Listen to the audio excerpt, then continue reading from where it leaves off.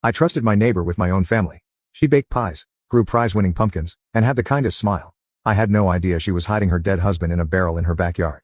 I never suspected a thing. She was the nicest woman I'd ever met.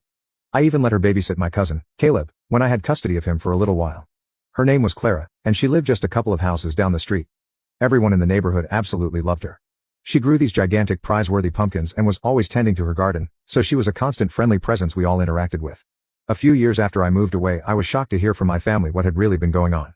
Clara was married to a man named Thomas. I knew him from my time living there too. One day, he just vanished. Clara showed up with bruises all over her, claiming he'd beaten her up and then left because he'd gotten another woman pregnant a few towns over. We'd always suspected he was abusive, so his sudden departure, while awful, wasn't a total surprise.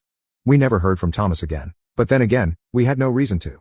Occasionally, Clara would mention that he was still harassing her from afar and even claimed he was responsible for another time she got beaten up after his disappearance. Since Thomas was self-employed and had no family in the area, nobody questioned his absence. Nobody suspected a thing. 3 years went by and Clara started dating a new man, Julian. While they were together, the police began investigating her for stealing money from the grocery store where she worked. They tracked her and Julian to his cabin to arrest her. When the officers arrived, Clara answered the door. She calmly said, "Okay, just let me go put on some clothes."